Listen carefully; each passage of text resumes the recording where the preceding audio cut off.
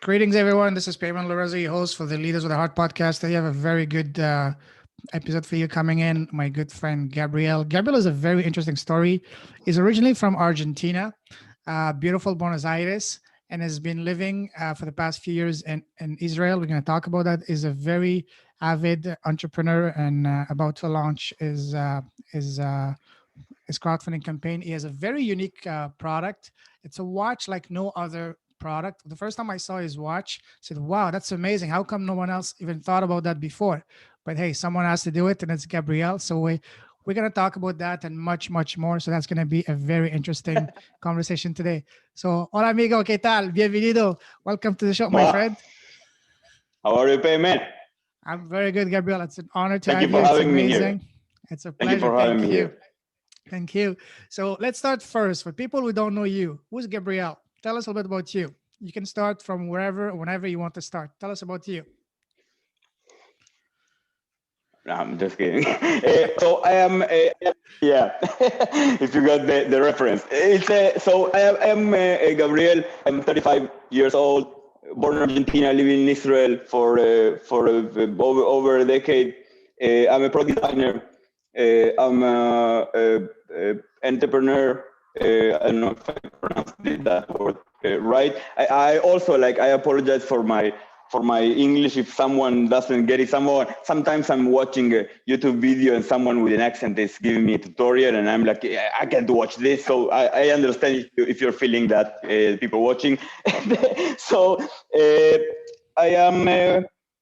Don't Who worry, is your English Gabriel? is pretty good. Your English is awesome. Huh? I wish, don't worry, Thank your you. English is awesome. I wish my Spanish was half as good as your English. So don't Nah, worry. your Spanish is very good. Thank you. You're very kind. Okay. Sorry. Go ahead.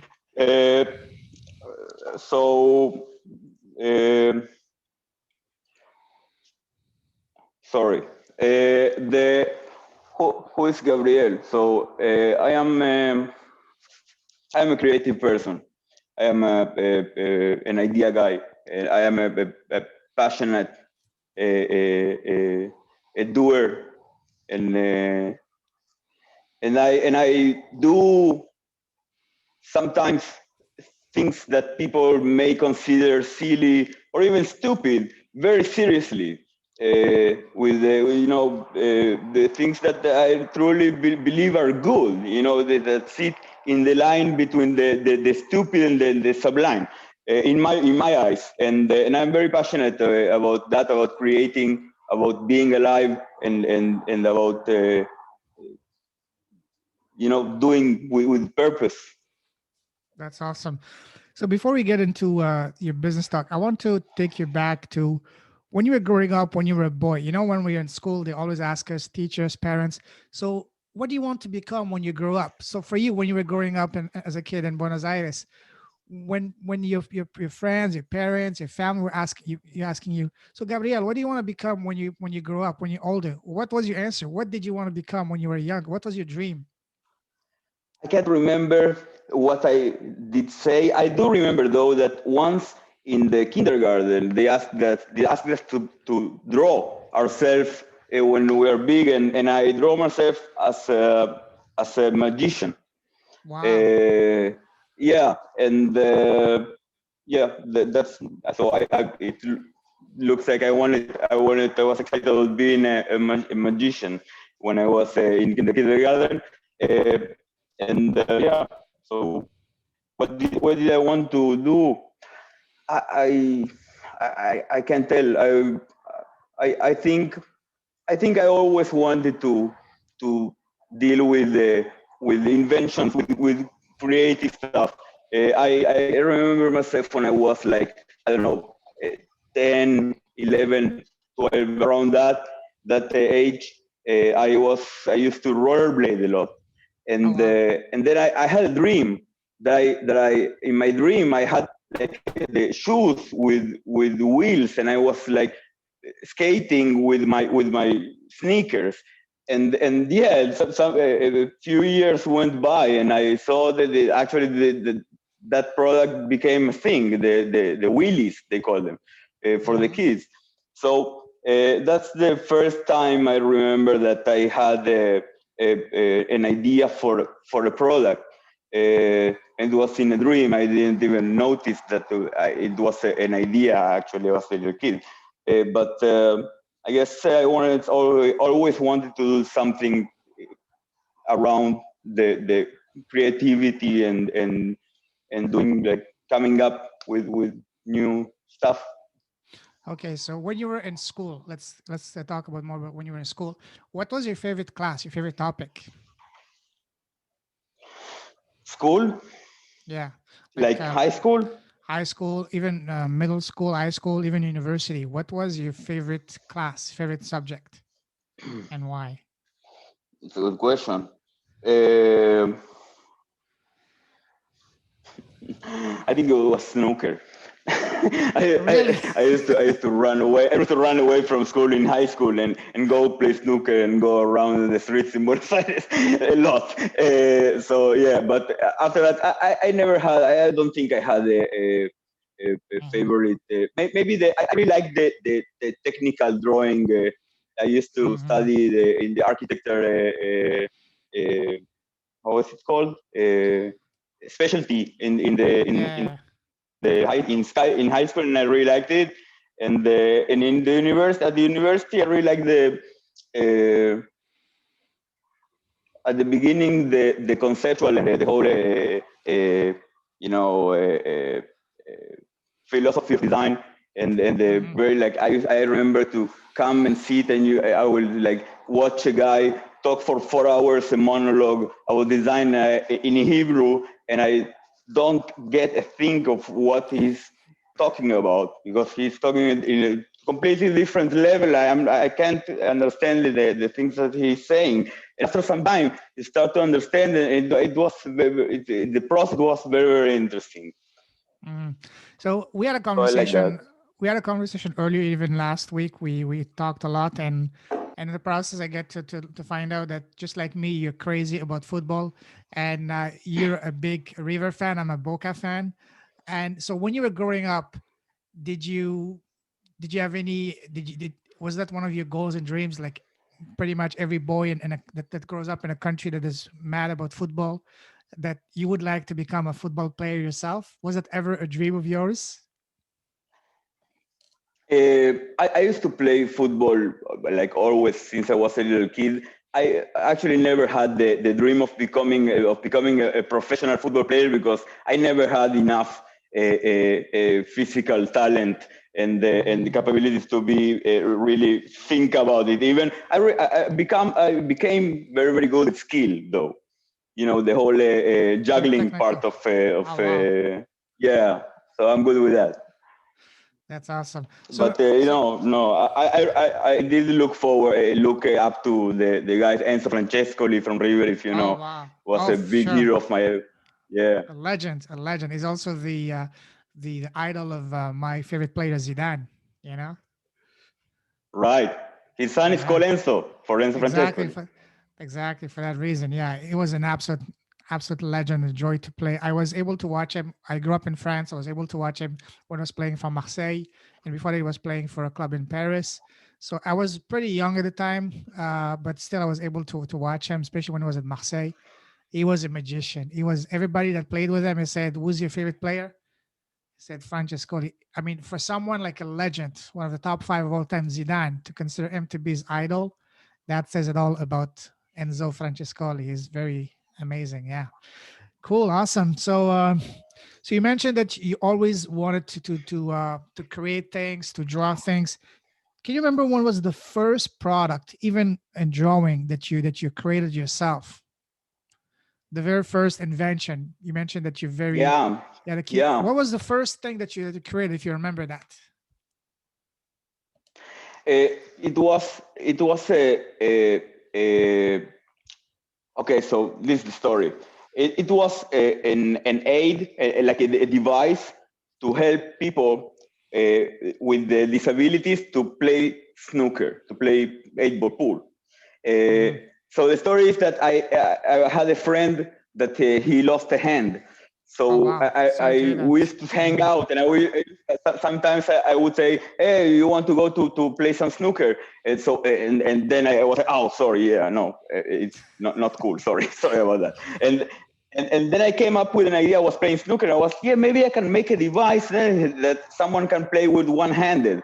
And Wow. that idea, I started drafting it and making the drawings and like looking for patents and stuff, like stuff that I really shouldn't have been doing at that point. But I was very, very excited. And after that, I decided to go and study industrial design in the university to learn how to go through that process of, coming up with ideas and turning them into products and businesses. And I learned nothing about that in the university, but I learned a lot about design. Now I'm learning about that process properly. Hey, that's an amazing invention. I mean, you should maybe look back at it and see after this project if there's any ways if you can launch it. I'm sure there will be a demand. You know, that could be an amazing if it helps people who are handicapped to play. That could be a pretty big invention. From the patents search that I made, there were some patents on the around the thing. I haven't really saw the product, but I think it makes sense for like make it in each hall, like a place with snookers, so they can have like one or two of those things on a drawer, and when someone comes with disability, he can play it. It could be, I don't know. Mhm. There is some research to be made. Okay. Yeah. So, so you got into after you studied design and then you were always into creating products. So now you're working on a very exciting project. Tell us about what you're working on right now. I'm working on a watch. It's a watch that it's the way I see it. It's a watch that it's not really about the watch. It's more about the idea and the thing that it stands for, like in a conceptual way. And it's an interesting product, and then it's a beautiful watch. So what's special? What's unique about your watch? Because the first time I saw it, I first said, wait, what second? What's going on here?" And then I realized, oh my God, that's amazing. That's super ingenious.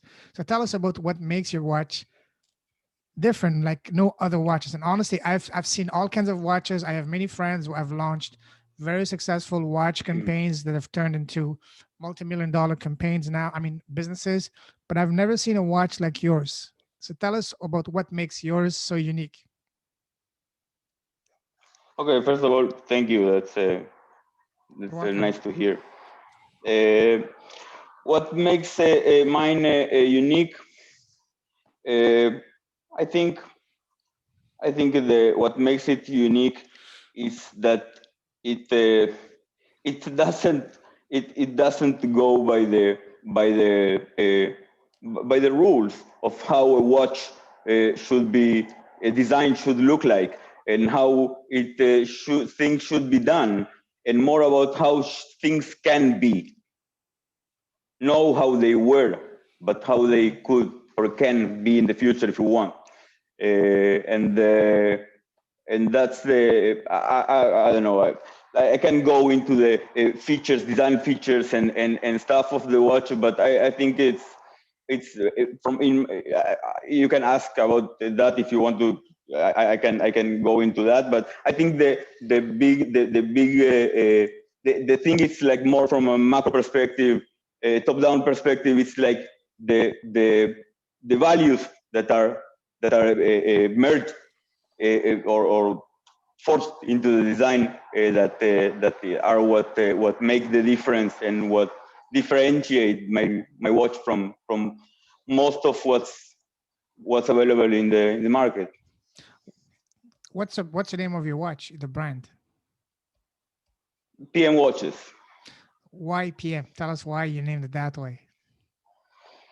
Yeah, so the basically it's named PM watches because of the time it's on the dial. Is the numerals are in PM format. instead of 1, 2, 3, 4, 5, it's like 13, 14, 13, 14, 15, 16. It's PM format, and that's actually the whole idea started from that point. I somehow that popped inside my head, and I was like, oh, this could be interesting. I am also a night owl. Was people call a night owl person that I have my natural sleep or circadian rhythm is like I am more energetic at night, so it worked well for me from the beginning. Like I connected with the idea, and it started from there. So yeah, it's PM watches because of there are PM. Yeah, that's exactly it. That's why when I first saw it, like a watch that starts at, there's no 1, 2, 3 like any other watches, but like 13, 14, 15, 16. See, what's going on here? And then he told me, hey, is because I'm a night owl. I sleep late. I wake up late. My day starts at around noon in the afternoon, and that's why I want my watch to reflect that. So that's beautiful. Where did you get? Do you remember the time that, well, the moment or the time that you got the inspiration for that watch? Yeah, yeah, but it's a long story to tell. Maybe next time I will get into that. But I Give do us the have short version of it. Give us the it's short version of it. the short version is I really like to flip things around. When I go around my day, I look at something and I say, what happens if I run it backwards? What what will happen? Like the very first thing that I created, like it's more of an artwork than a design that I did, that actually I can to this day feel that I am proud of. It's a thing that it's a reverse pottery. I will love to. I'll send you the videos. It's very. I think it's very good. It's like I didn't even. It's like I didn't make it. It's there is something that just works there. And Beautiful. yeah, so I like flipping things around. I don't know. That's beautiful. I mean, at least it shows that you like making things with your hand. That's good. So when you started this, is that your first business in e-commerce, or did you do any previous e-commerce businesses before? No, this is the first. That's the first one. This is the Okay. first one. I tried to do some stuff, but this it's the first one. Okay, so from what you told me, what I understand, you're planning on launching it via crowdfunding. So, how far are you from being live? When do you plan your campaign to go live? Do you have a date in mind, or? Yeah, I do have a date in mind. I don't have enough information yet to make a press release or say, okay, this is the day that it's going live, because mainly because I care. I am waiting now for the prototypes, to get the prototypes from the factory, and like approve them, and say, okay, this Mhm. product is made as I intended, and the quality is good enough, and they give me a timeline of when do they deliver the products after I order them, so I can tell my customers, okay, this is, if you buy this now, you will get it around this time. I don't think lying about that it's a good strategy. So I am waiting for that. It will come in the next weeks. Okay, that's awesome. So, from the moment you had this idea and the moment you decided to move forward with this and to do a crowdfunding, what would you say has been your biggest challenge so far with this process of taking a product from idea to an actual reality, talking to suppliers, finding the right supplier?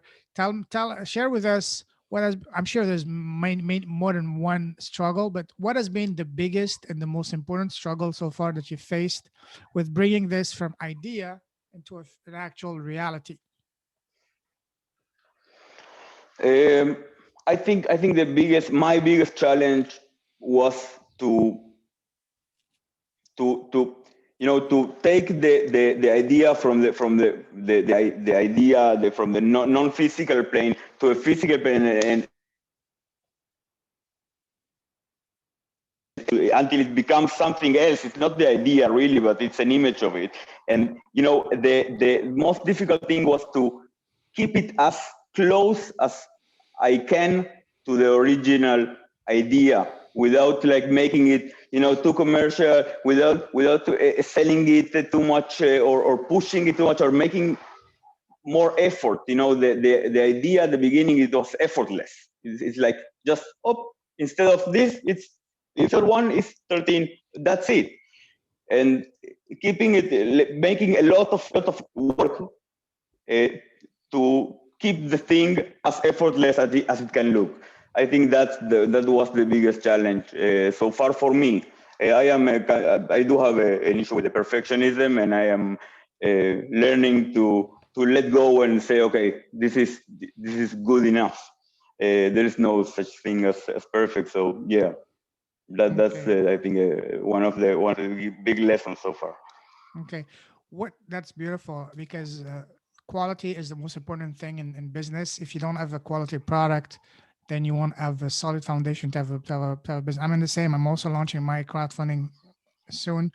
And right now I'm talking with a couple of potential suppliers and factories. And the number one point I emphasize with them is quality. For me, quality is the most important thing. So it's been challenging as well to find someone that actually understands and can actually deliver something that stands up to my very high expectations. So yes, I agree with that. So what's your what's your why? Why do you want to do this? Why do you want to build this business? What's the bigger why? The why, I don't know. It's like I kind of don't have a choice. It's like something that doing this thing is, it comes from inside. It's like it's a drive that I have, and it's a part of my identity, like and creating. And so the why is because I just can't not to. It's to live, to be alive, to manifest and bring to the world something that I think has some value, and see if people agree and want it too. Yeah, I can imagine. So what's your purpose? What's your mission? Because as I said, I mean, sorry, I haven't said it yet, but I explained to you last time that the theme of my podcast is leaders with a heart, meaning people that are building businesses, but not just businesses for the sake of making money, but businesses that will also have an impact, a positive impact. So what would you say, what cause are you most passionate about, that you would like with your business, once your business gets going, that you would be very keen and passionate about, and contributing and helping towards that? I was thinking about this for the last couple of days since we talked the last time, and we talked about this a bit, and I still didn't go to one thing that I can say, okay, this is the thing exactly, but it is something around uh, uh, helping uh, helping creative people with ambition, and with talent, and with with the ability to do stuff, and without the means. If I could one day make the journey easier for someone, this is the journey that I'm going through. So if I could, like, when I get to a place where when I can help someone else rise also, and do and create something really from the heart, and to the, I think, to the common good, it would be amazing. So something around that topic. still, yes, I am doing watches. It's not really a must-have a product, but if it can help to help people do and create, so it's I think it will be great. Yeah, absolutely. There's many ways you can contribute to that, because that's a very good cause. You have to help create people with creative minds, to help them express themselves, but sometimes not everybody is able to do so because of maybe their social conditions or their lack of education, lack of opportunities. So yeah, I mean, for you, there would be tremendous opportunity, especially in your in your home country of Argentina, for example, helping people that are in less favor, less privileged, parts and small villages, small things. Just setting up some kind of, for every watch you sell, for example, you can contribute a portion of your sales, for example, towards that, or setting up even later on, once your brand becomes, which I'm sure it's going to become, because it's a very unique idea. Once it becomes a multi-million-dollar business, you could open a school, or maybe set up a scholarship for It will be students, amazing. for kids, and how do you call it in Argentina, favelas and the barrios, you know sorry, La villas, balishas, yeah, so villas, basically villas. the ghettos, the hoods. So yeah, so Yeah, I'm sure there's many opportunities. That's absolutely beautiful, because a lot of these kids, especially in these places, they're so hungry for learning, but they don't have the opportunities and all that, that these people would be incredibly receptive, incredibly grateful. So I see a lot of great potential in this with you, because again, this is not a compliment. I'm not saying that because you're my friend. I'm saying it because as soon as I saw, and that's one of the reasons I wanted to really connect with you, is because your product is really, really unique. And as I said, I have a few very good friends inside the community that we are in, the EC, as well as outside of it, that have built very successful watch businesses. So I've seen all kinds of watches, but the type of watches that you're doing is really, really unique. So this is something that's, I have really high hope and expectations for this. Plus, if you can add a beautiful story around it, that hey, this is me, this is what I'm doing it, and even if you can link it to a beautiful cause, like hey, I want to help kids that are very creative, inventive, but they don't have the opportunities or abilities or social condition to do so, to help them express and bring their ideas to the world. And that's going to be very powerful, very it will be magnetic, great. that a lot of people that will not only, because whenever you're selling, I read a book, and a book that I'm reading not long ago, that said, very beautiful book, I will share it with you later. It said, it doesn't matter what you're selling, don't try to sell a product. Instead, try to tell your story, because people buy through stories. If they can relate with your story, then they will have much more desire to buy your product. Because let's say there are, as I told you last time that we spoke, there's millions of people selling watches, millions of brands. So why people should buy yours and not the 25 million others on the same market and same price range? And the difference is in the story, because they can relate with your story. Let's say they are, especially if you target correctly your ideal customer, your avatar, towards creative people that were struggling before, or would like to help with whatever is their pain point. It was, hey, I can relate with that. I can see myself with that, and people will really, really not only like, but they will love it, because it's so basically what I'm trying to say. What's Yes, the quality of the product is very important, but what's ultimately going to help you sell the product really well and also become very successful is going to be the power of your story. So that's one thing that I would really recommend you to spend as much time as possible to build as beautiful, as powerful a story as you can. Because again, what's gonna really ultimately sell your product, in my opinion, is gonna be 20% the quality of the product and 80% the quality and the message of the story. So focus on that, because once you have a powerful story and the product is good, then that's a combo for something that's unstoppable. Does that make sense to you? Of course, we were talking before about the that article that was published in the post in the EC group on the actually the copy and the story how to make the structure. And then I actually like printed the thing, and I'm like it's all like marked and then Beautiful. annotations. I'm taking this seriously to I think Beautiful. that what you said is extremely important to put the story in words in a in a in the most compelling way possible, the most clear, and that come through, and the people can get it, don't get lost. It's key. I 100% agree with you. It's a great point. Yes, and I will share with you a story that actually concerns Argentina. I don't know if there's an American guy. I'm reading his book. I showed you last time. Have you seen that one? Tom's Shoes. Yeah, So basically, this American guy, goes in 2006 in Argentina, Buenos Aires, for a vacation for 1 month.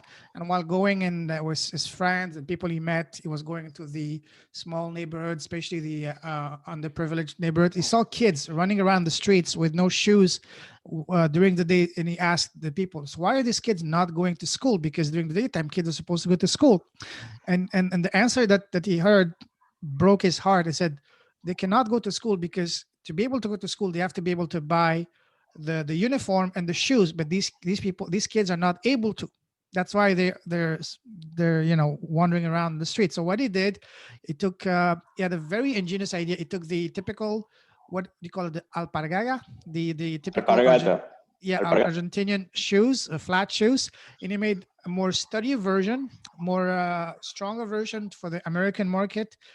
And the beautiful thing was, for each pair that he would sell, he would give one pair for a kid in Argentina. So long story short, between 2006 and 2011, with no experience, he had no experience in fashion and the shoe industry or in e-commerce or anything. And without any outside investment, he was able to build the fastest growing shoe company in the world, competing with the likes of Nike, Great. Adidas, Puma, all those global brands. And the one thing I highly recommend you get this book on Amazon. It's like Yeah. $20. Get it. It's a beautiful story, and that's what inspired me. So, and the thing that really his main message is, don't try to sell your product when you meet someone. Someone asks you, hey, what do you do? Oh, I'm selling shoes. No, you're not selling shoes. Instead, don't, and that was the most important thing. He said, don't try to sell your product at every opportunity. Instead, look for any ways you can to tell your story. That was his most important point, because yeah, he's selling shoes, but there's millions of people selling shoes. But how many companies do you know that for each pair of shoes that you sell, that are handmade in Argentina, and for each one you sell, you're giving a pair to a kid, underprivileged kid in Argentina? That's what's going to make really, and that's what allowed this shoes to become the fastest growing shoe company in the world between those years. And that's actually what inspired me. And that's what I told you earlier. I wanted to go to Argentina because I know that Argentina has some of the best leathers in the world. I wanted to do, I'm not going to disclose my product yet. I'm going to do it soon, but I want to do a product that is made in premium Argentinian leather. And my goal was initially to go to Argentina to make that product. And for each pair of that I will be selling, I would be donating a pair of eyeglasses to people, underprivileged people in Argentina. That was my initial goal. But currently, because of what's going on in the world and family reasons here, I'm not able to travel. So I had to look for other places. But eventually, I do want to go back to Argentina once the world becomes, back to normal. Because honestly, I want to help Argentina. I love Argentina. It's an amazing place. I've been there, and I just want to do something there. There's tremendous potential. So again, the most important thing is, don't try to sell your product. Instead, try to tell your story. So when someone asks, hey, what do you do, Gabriel? Don't try to say I'm selling watches. Instead, say, hey, this is my story. I'm an night owl. My day started at noon, and I was always struggling to find or whatever a, a watch that would reflect that. So when I wake up at 12 and it's only 12, I see half the day gone. I feel bad if I look at a normal watch. But if I look at this watch, this is my watch that says, hey, your day is just starting. You feel better. That could be part of your story. You know what I mean? So try, I'm just, thinking from my head right now, but you know your product, you know yourself, you know your Yeah, market. You should be able to find I get what you're saying. something like that. It's about the most important thing, the most important advice is work on your story, because the more powerful your story is, the more you can relate to your people, the more you will be able to ultimately to sell your product. Again, I, I, I might look like a broken record, but don't try to sell your product and tell your story, because the more you can tell your story, the more people can How would you relate to that, the how more would you can you sell. how do you in which mediums, or how would you go with the telling of the story? What would be, in your opinion, the most efficient way to do the delivery? Anyways, first of all, you need to identify who is your ideal customer. Who are you trying to sell? And then once you've identified that exact person, find out where they are congregating online. Where are they? Is it on Facebook? Is it on Instagram? Is it on LinkedIn? Is it on whatever social media? What is there a forum? Is it a website? First thing you need to do is identify who is your ideal customer. The more specific it can be, the better it is, because ultimately you need to find out and pinpoint, identify what is the main pain point, the main challenge. Once you found that out, then you need to figure out where do these people spend their time online or offline, and then that's where you need to take your message to them. Make sense? So again, that's something that you'll have to do some homework, some research on that. But I'm sure you've already done that. So again, to answer your question, first identify your ideal customer as specifically as possible. Even give them a name, give them a picture that you print from online, just like a fictitious, profile. So your product, for example, is this mostly for men or also for women? Right now, it's for men because of the size. So I'm targeting mostly men at the moment. But there is, I do have the interest in some designs for women also. But I'm starting with men. Yeah, Yeah. targeting men. So stick Yeah. stick to a version for a man. The women version, you can do it maybe uh, later for your second version or third version. So for now, did you identify who is your ideal customer? What age group? What did you identify? Yeah, sure. I've done some homework with my Facebook Mm, campaign, and with also with the customer the interviews and the chats that I will have that I've been having with the people most interested in the watch. And yeah, I do have the customer profile, the ideal customer profile, awesome, pretty much shaped. Yeah. awesome. Then that's basically what you need to do. Just about implementing. Again, don't try to sell your product. Instead, try to look for opportunities to tell your story. So one thing you can do is try to get on podcast, especially as you get closer to your product being launched. Reach out to people that would be in your niche, or people that would be in your industry or fashion, or if you, for example, targeting, say, digital nomads, for example, you can reach out to digital nomads who have their own blog or website, and try to uh, to get on their website, on the podcast, or do an interview with them.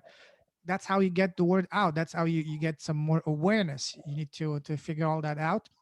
That would be an amazing way for you to get the word out in a very organic way, if you know what I mean. So that's, and even I told you last time, you need to start your own podcast. Every person, I firmly believe that every one of us has a story to tell, an interesting, unique story. You just have to find your angle, and just don't be shy. Don't try to get boggled down by all the technical issues. Oh, I don't know how to edit the video. I don't know how to edit an audio and all that. Forget that. Just do the MVP, the minimum viable version of it, and which would be just like I'm doing right now with you. Zoom call video, upload to YouTube. Do that until you get to 300-400 episodes. By then you will be I'm doing that. your business will be so big that you can, at that time, you'll be in a position to hire someone to take care of all the technical issues. Don't spend time, don't waste your energy or whatever on figuring out or learning the technicalities, because if you do that, you will never be able to get your what really matters, which is your product live, because it's too much to learn. The cost opportunity and the return on investment on that is very, very low. It's not worth your time. You can easily hire someone for say $100 just to, or maybe $300-400 a month to edit your podcast. But don't worry about that for now. You will do that once you have your business is going. For now, just do the MVP version, the minimum viable product, which is Zoom call, Definitely. and then launch it to upload to YouTube. So do that. And for you, you can have two very Well, good, two very different approaches. You can do it. You can do it in both in English and in Spanish, because don't forget, the Spanish speaking world is massive. Spanish is the most spoken language in the world, the most number of countries with French. So you have a mhm, massive, massive, massive opportunity and market. And honestly, right, if you do a podcast in Spanish, you can get. I will see that. I can feel that you can get a pretty good traction with that, because there's not many podcasts in Spanish about people launching this kind of. It's very unique, very exciting. Whereas in English, there's millions of right. those. So your chances would be much higher because there's less competition too. You have a point there. Definitely. So yeah, so get going. You know what to do I like that idea. for sure. Yeah, just do that as soon as possible, and honestly, do it. Maybe the same episode you can do it half in English, half in Spanish. You mentioned even to me last time if you can do half in Spanish. English. Yeah, Spanish. I would love to do it Yeah. in Spanish, but again, my Spanish is not as good, but also Ahí my vamos, audience is hablamos en not. español, entonces cambiamos en español. Sí, lo puedo, pero mi audiencia no es español, pero podemos hacerlo después. ¿Ok? Dale. Dale. Muchísimas gracias a mi amigo. Yeah, so we can do it, but again, I'm sorry, but my Spanish is not fluent enough to be able to conduct a full conversation, meaningful conversation. We can chit chat. That's not a problem. Talk about football, about life, but business is different. Yeah. But for you, that's a definite thing. I would highly, highly recommend Gabriel to do that, because listen, how many? Let me ask you a question. How many very interesting podcasts do you know that are in Spanish, and even more so of guys or people from Argentina? Tell me, how many do you know? None. None. There you go. That's your answer. So it's going to be so much Yeah. more easier for you to be number one than. I'm not saying you won't be number one in Yeah, an English speaking podcast, but your chances will be so much higher. Plus, you have especially if you target, say, the Latino market in Canada and the US and Europe and Australia, or even in countries like Spain, even Argentina and Chile and Mexico. There's a big, big, big, massive audience there, especially if you target the night owls, the digital nomads, the people that are creative like you. I mean, you don't need the 7 billion people to be your customers. All you need is just, you've heard of this. I mean, you've heard the 1,000 true fans, right? The principle. All you need to have a very strong, very successful business is just 1,000 true fans. And for you to get 1,000 true fans in the Spanish speaking world, I mean, you can do it with your eyes closed. You can do it with your eyes closed, seriously, because you have a very interesting story. And we haven't even started on your story, because that's going to be the next section. You're from Argentina, but now you're living in Israel. So let's dig into that. What took you to Israel from Argentina? What made you move Hmm. to go live in Uh, Argentina? I needed change. I needed to be more free, get away from my house, from my family, from everything, from my surroundings, everything that I knew. I wanted to change, and I really needed it. And I just got the opportunity to come to Israel and to finish high school here, and I took it. And it was the results were good. It had a very, very good positive impact in my life. So when before you moved to Israel, did you speak any Hebrew, or you learned it after you moved in Israel? Oh, actually, I did learn Hebrew when uh, in primary school, Oh wow. because I come from a family with the Jewish origins, and the Jewish Okay. community in Argentina it's pretty big, so they have schools. So yeah, I knew some Hebrew, but I would always say why the hell am I studying Hebrew? I won't use it ever in my life. And found myself in Israel speaking Hebrew. Yeah, So, it came handy after all. so what was your first impression once you arrived in Israel? Were you completely, wow, this is not what I expected. This is good. This is bad. What was your first impression? In Brazil, they have a saying that they say saudades. You know what I mean? That you miss something very, very, very badly.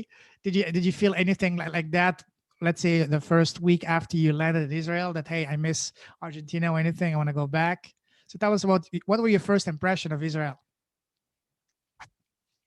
My first impression was actually one of surprise because I haven't been to Israel before I came here, and I thought it was kind of a very like a rural place with chicken running around and camels. And there are cities and skyscrapers and it's like a car. It's pretty much a normal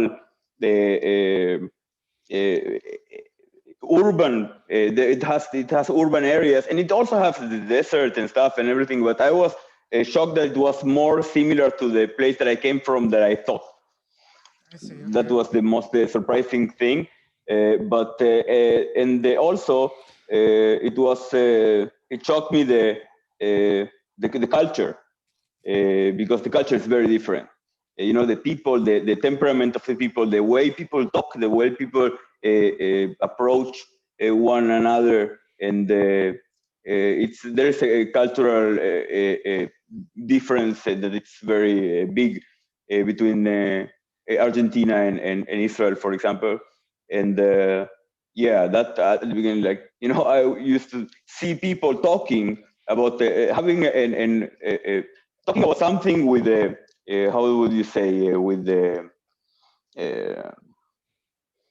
passionately discussing something, and I would thought that they were fighting because they were fucking shouting, but they're just talking very like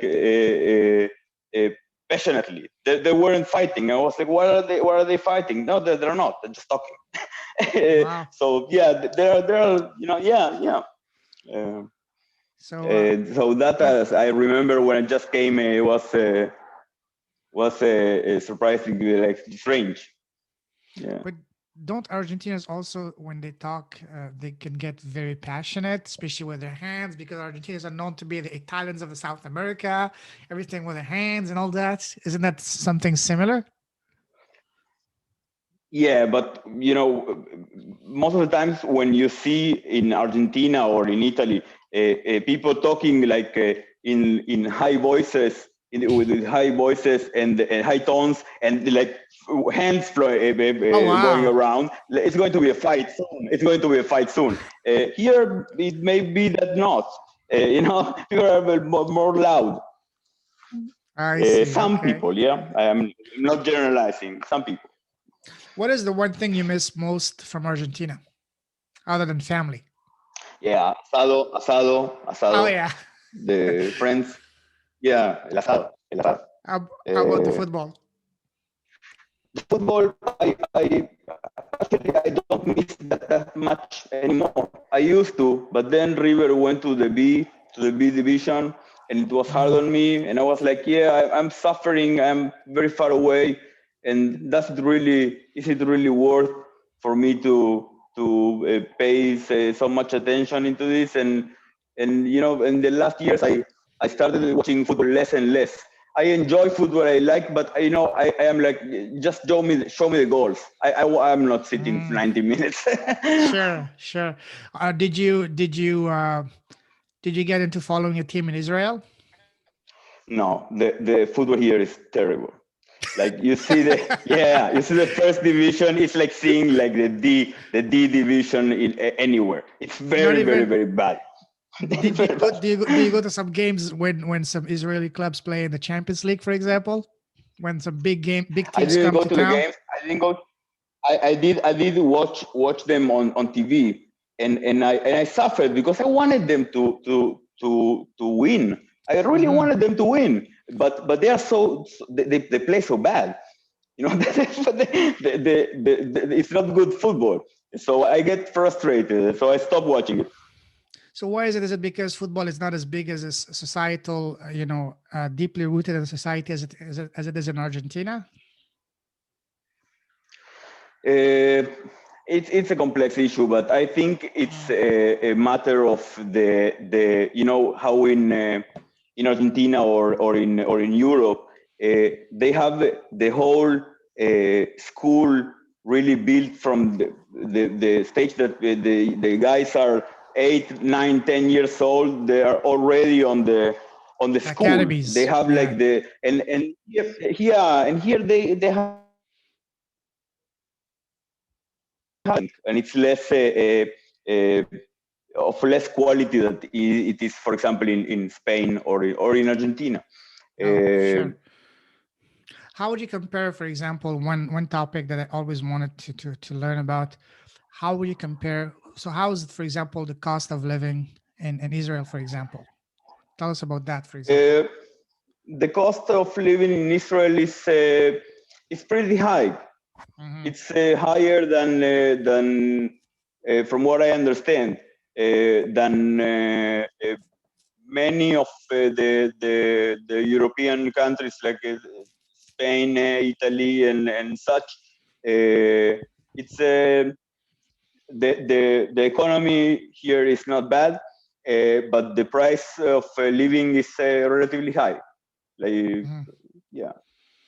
So you mentioned, for example, if you go out in a restaurant or a bar, how much would be, say, a beer? How much would be, say, a pizza or a decent meal, for example? Well, uh, I don't know what you call a decent meal. It's what would that be? It's like, are we talking fancy restaurant? Are we talking No, a no, hamburger and something. chips? No, something, in the middle, let's say something in the middle. I'm not talking extravagant, but something in the I don't middle. know. It's like you can do fine with, let's say, uh, 150, 170 shekels. Like, it's fine. It's like So you said 150. $1, you said is It's 3 point three shekel, point right? four, 3.5, or So yeah, 150 is around about that. 30. Okay, okay, about 50. Wow. Uh, That's it's yeah, like $52, right? okay, that's pretty expensive, yeah, for No, sure. Okay. I see. How would you compare, but for it's nice. example? They have very good fusion cuisine here in Tel Aviv. Mhm. The chefs are putting the efforts. What's the national dish of Israel? I don't know. The most it's like hummus or falafel. Oh It's wow, yeah, very it's like the street Mediterranean. food. Yeah, Okay. yeah. We are in the Mediterranean after all, you know. Of course, yeah. I mean, what I meant is very Arabic, okay, influence. Okay, that's Yeah. very Lebanese type of influence. Okay, wow, I see. And because I understand you've been away from Argentina for a long time, and Argentina is cost of living is one of the least expensive in the world, especially with what's going on right now with the current the Argentinian peso on a free fall. I remember I was in Argentina back in 2007. At the time, $1 was 2.7 Canadian. The Canadian dollar was about the same, if not higher than the US dollar back then. So back then, imagine that $1 was 2.7 pesos. It was quite expensive. But now is what I understand. There's like two rates: one which is the official and one which is the black market. As of not recently, not too long ago, $1 was 90 pesos on the official market. So I'm assuming it's like almost 200 pesos now on the black market. So I have my good friend is in Argentina right now, and he's telling me all the time. He's almost killing me. He said, "My God, you have no idea how good living in Argentina is. It's so especially if you're a foreigner. I mean, I understand it's not the same if you're a local, Yeah. but if you're a foreigner, No. it's like living like you're living like a king there for little Yeah. money. Yeah, wow. Right. Okay. So let's talk Yeah, I about remember something. the first time I went back to Argentina after I was living in Israel. The first time I went there back to visit, it was also a similar situation. And yeah, I came with not a lot of dollars, and I was doing there whatever I wanted. It was it's almost weird how the difference, you know. Yeah, Yeah, I was watching not long you ago were saying.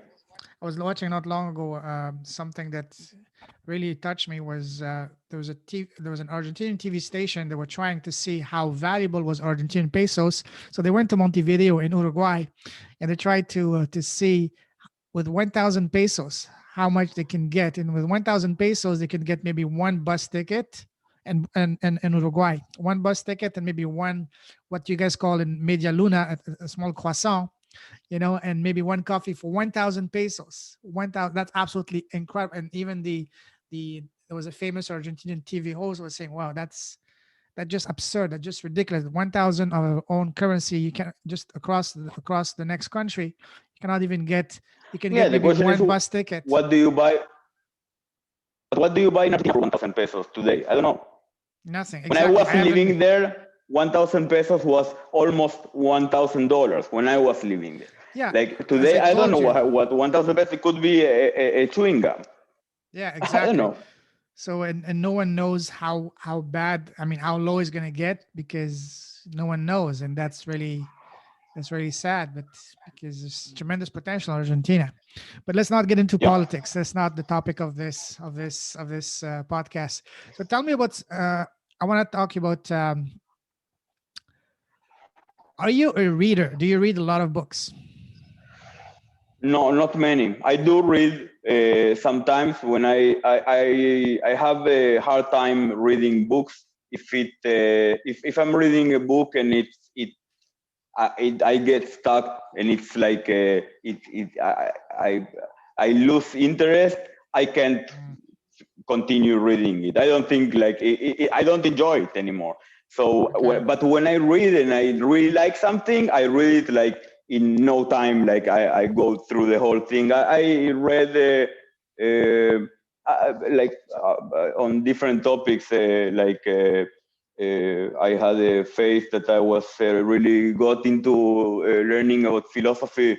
Uh, I read Sartre, Jean-Paul Sartre, Oh yeah, being a nothingness. classic. Uh, Hmm. then I got interested in Marshall McLuhan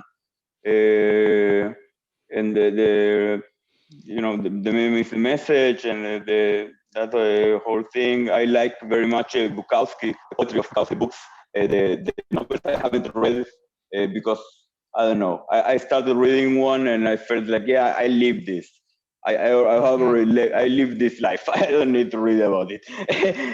But the poetry is beautiful. I find sometimes he used to with such style, like put a feeling in a few words, so like nailing it.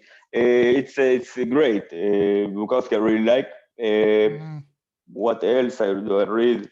Design, Alessandro Mendini. I really like Oh yeah. the Hmm. design theory of Alessandro Mendini. That's good. Uh, I don't know. Really. Cool. Tell me about what did you learn this year that really had the biggest impact on your business, on your life? What is the one thing that you learned that had the biggest impact so far in your business, your life, that opened your eyes to something you didn't know, or confirmed what you were already knew, or gave you the kick in the butt to get going? The biggest impact. The one thing, both on your life and Uh, business.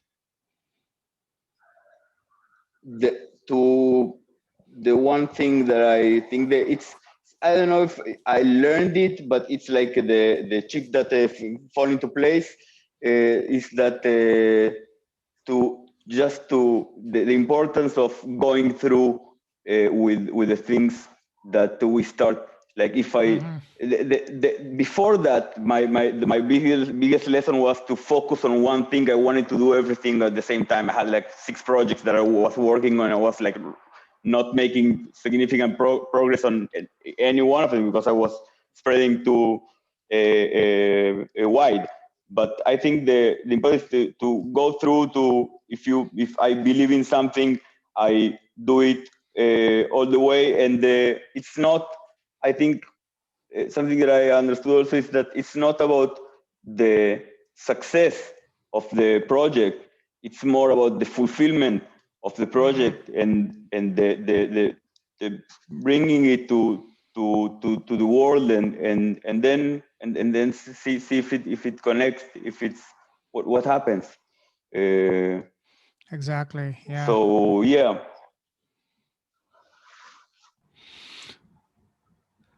All right. So, Gabriel, now I'd like you to tell me about.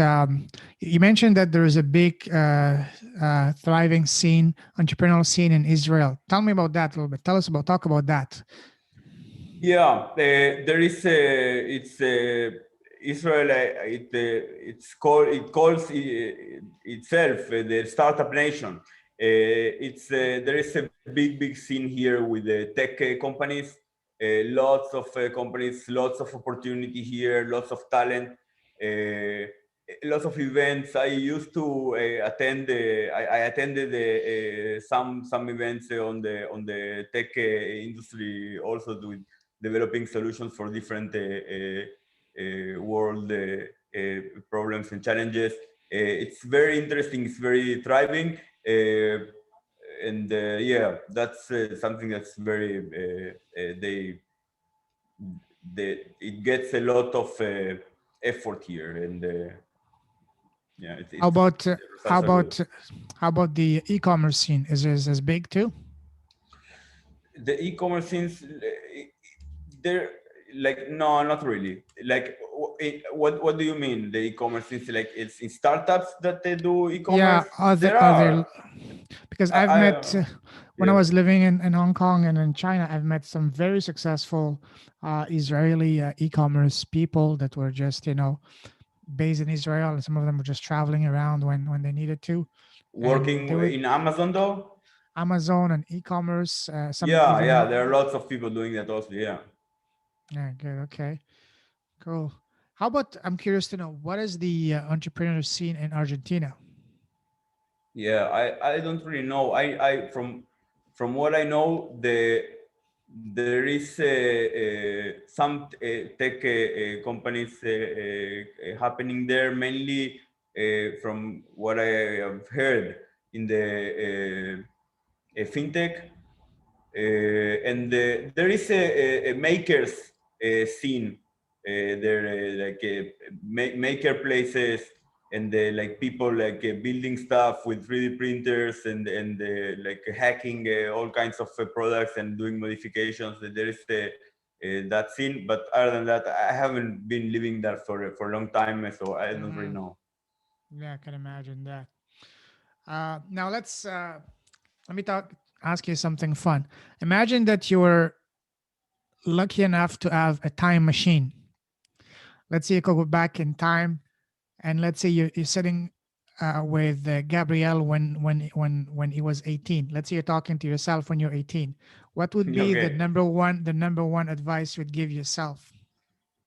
When I was 18, Yeah, let's say right now you can go back to. now I would, Let's say now you meet Gabriel when yeah, the Gabriel that you're now meets the younger version of you when you're 18. What would be the yeah. number one piece of advice you would give him? Go to Wikipedia and read the definition of the Dunning-Kruger effect. The which effect? Sorry. Dunning-Kruger.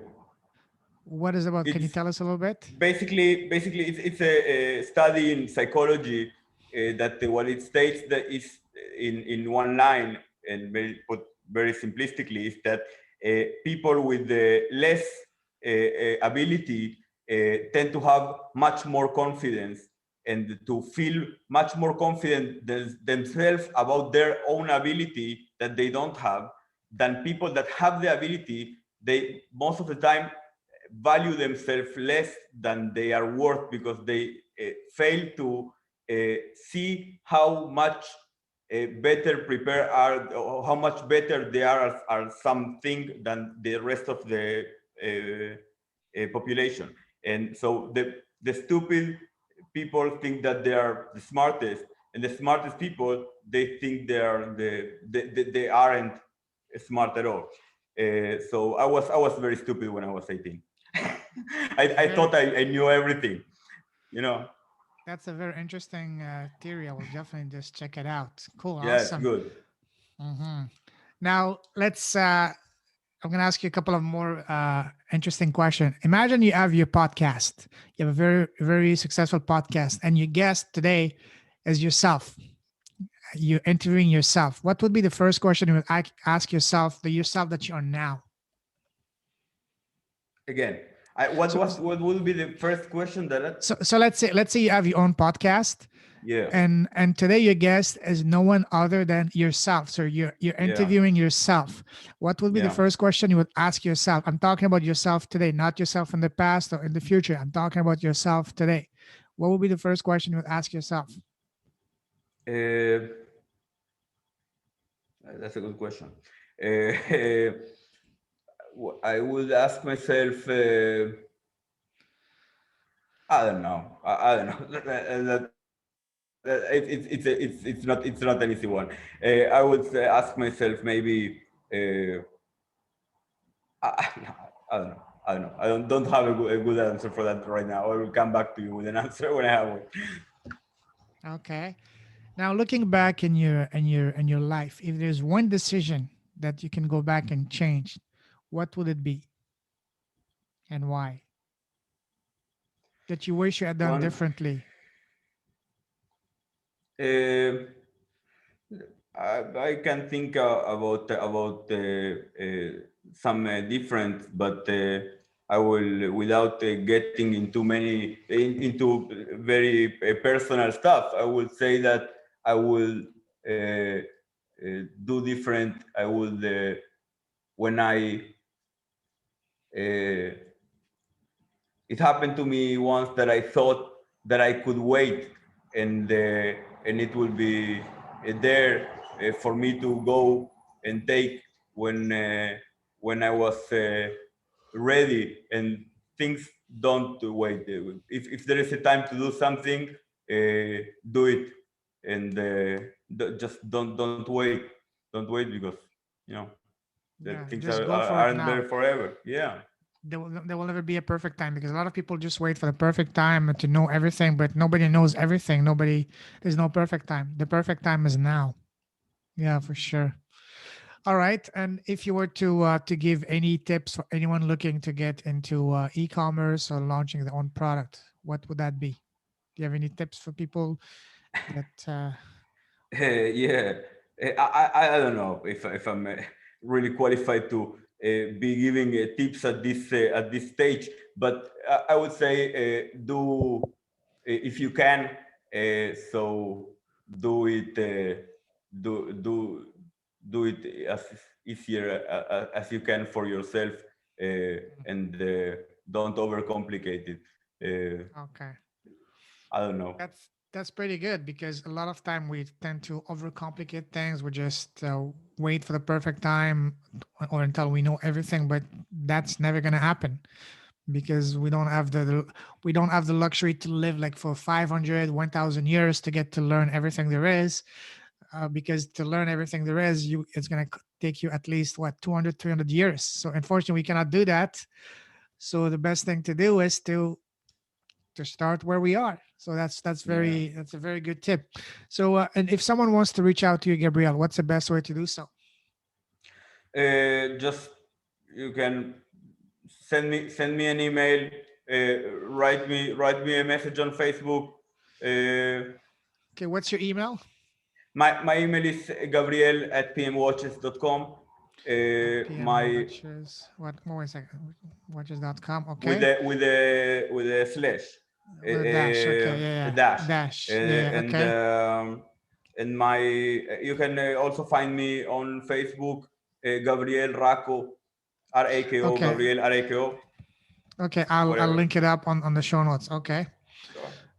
Okay, Gabriel. Well, it's been an amazing pleasure talking to you as always. Same way. And as I told you before, I really love what you're doing, especially the watch. That's one of the most unique watches I've seen. And this is not a compliment, it's an observation, because I really mean it. So I'm looking forward to seeing your campaign live, and also to seeing your success once your product is live.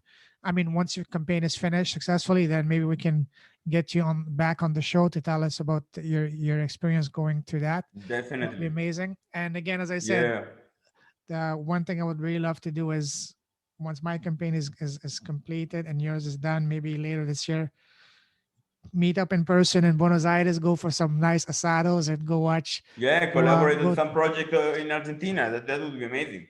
exactly, and even go to some games, especially River games. Even though I'm a Boca fan, but still, it's Yeah. okay. I want to go experience that because I've been to Buenos Aires before, and I was lucky enough to go to two Boca games. But the atmosphere is absolutely nothing out of this world. I grew up in Europe. I went to many games in Brazil, but in Argentina is absolutely a different story, different universe. So I'd love Yeah. to go there. So yeah, definitely we need to catch up, get some good asados together, and why not work on some Sure. projects in Argentina. Would be So amigo, amazing. muchísimas gracias. Thank you so so much, Payman. Thank you. It was great. It was great to be here and to participate in your podcast. Thank you for having me. Great. My pleasure. If you were a Boca fan, I would say Dale Boca, but no, I'm not. You're not gonna make me say, how do you say it? Forza River. No, I'm not gonna say that. You just said it. You just said You cheeky one. Okay, that's good one. All right, brother. We'll catch you later. Take care. Goodbye. Thank you. Bye Cheers. bye. You're a real leader with a heart.